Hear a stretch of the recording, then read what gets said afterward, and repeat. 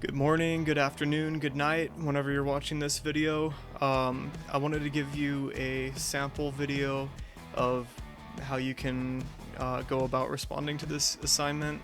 Um, I do have to say it's very awkward just talking to a computer screen rather than, a class full of other human beings. Um, but I'm gonna give it a go. I don't want to assign you anything that I wouldn't do myself, right? Um, so yeah, this is my awkward attempt at a video depicting three objects I picked to represent myself. I hope you enjoy it. So the first thing I picked to represent me is this bass guitar. Um, you can see that. It's an Epiphone Thunderbird. I've had it for, 13-ish years. It was my first instrument. Since I started playing music, I've learned guitar, a bit of piano, harmonica, ukulele. I wish I was better than I am for the amount of time I've been playing, but it's mostly just been a fun pastime, to jam with friends or family. I've been in a couple bands that never went anywhere, but it's just a lot of fun. In a broader sense, this bass to me represents, music itself. Listening to music, seeing it live, playing it. One of my favorite hobbies before the lockdown was going to concerts. Like, I tried to go to at least one a month. Obviously times have changed, and that's something I miss. One of the things I miss the most in this whole situation is going and seeing live music. Like, there's nothing like it.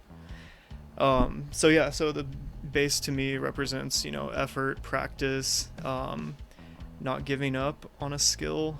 So that's what that represents to me. Well, the next object I picked to represent me is a Japanese cooking knife. It's called a nakiri. It's technically meant to be a vegetable knife, but I use it for everything in the kitchen. It's like the most versatile knife I've ever used.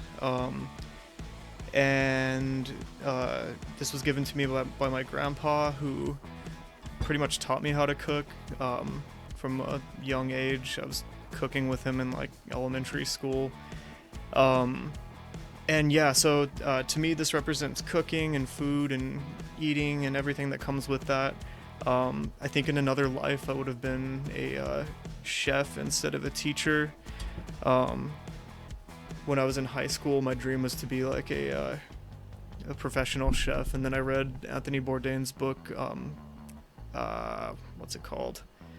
Kitchen Confidential, and that kind of killed that for me. Like, I think I like cooking as a hobby and not as a profession. That's just too high stress for me. But yeah, cooking is kind of like my zen activity. Like, if I want to calm down, I'll go cook something. So it represents to me, another thing that you can keep working at. Like, a lot of people say like, oh, I can't cook. But I always tell people that say that, follow a recipe, do it over and over, burn that food a couple times, you'll learn. It just takes effort.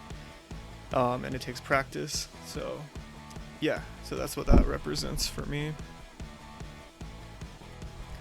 So the third thing I picked to represent me is this book. It's the complete poetical works of John Milton. I